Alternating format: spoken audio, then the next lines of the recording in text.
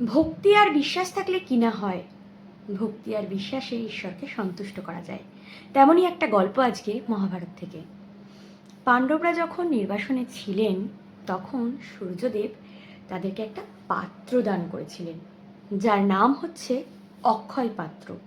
পাত্রটার একটা বৈশিষ্ট্য ছিল, পাত্রটা থেকে যখনই খাবার চাওয়া হতো খাবার পাওয়া যেত, কিন্তু শর্ত ছিল একটাই, দ্রৌপদীর খাওয়া শেষ হয়ে গেলে, মানে দ্রৌপদী সর্বশেষ খাবে, দ্রৌপদীর খাওয়া শেষ হয়ে গেলে সেই পাত্র থেকে আর কিন্তু খাবার বেরোবে না, আর কিন্তু কেউ খেতে পারবে না।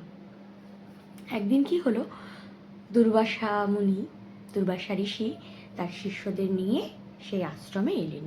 পাণ্ডবরা যেখানে নির্বাসনে ছিলেন, যে আশ্রমে, সেই আশ্রমে এলেন।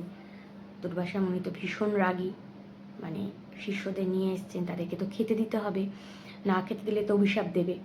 ঠিক আছে, দ্রৌপদী তো ভীষণ চিন্তায় পড়লেন। দ্রৌপদীর তখন খাওয়া হয়ে গেছে।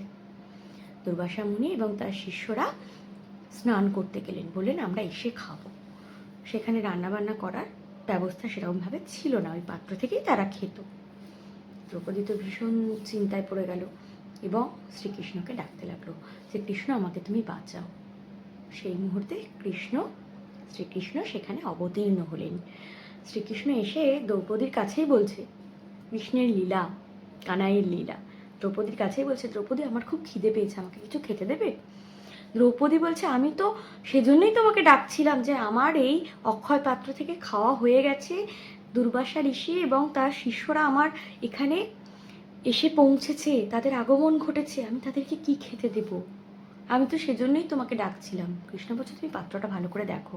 দ্রৌপদী বলছে, আমার খাওয়া হয়ে গেছে, ওই পাত্রের এতটুকু খাবারও অবশিষ্ট নেই। কিন্তু শ্রীকৃষ্ণের লীলা বড়ই অদ্ভুত। কৃষ্ণ আবারও বলল, আমার খুব খিদে পেয়েছে দ্রৌপদী, তুমি আমাকে কিছু খেতে দাও, ওই পাত্রে দেখো কিছু আছে কিনা। দ্রৌপদী বারবার বলছে, না এই পাত্রে আর কিচ্ছু নেই, আমার খাওয়া শেষ হয়ে গেছে, ওই পাত্রের এতটুকুও খাবার অবশিষ্ট নেই। কিন্তু কৃষ্ণ বলল, তুমি আর একবার ভালো করে দেখো।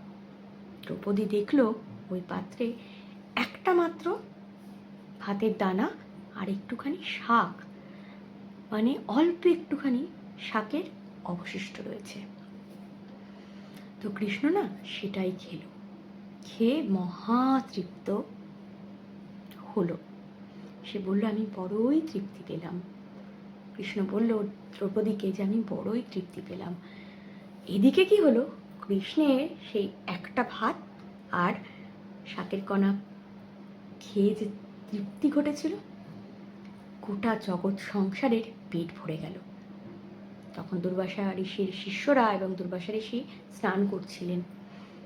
তাদের মনে হলো তাদের পেট এত ভর্তি তারা কিচ্ছু খেতে পারবে না।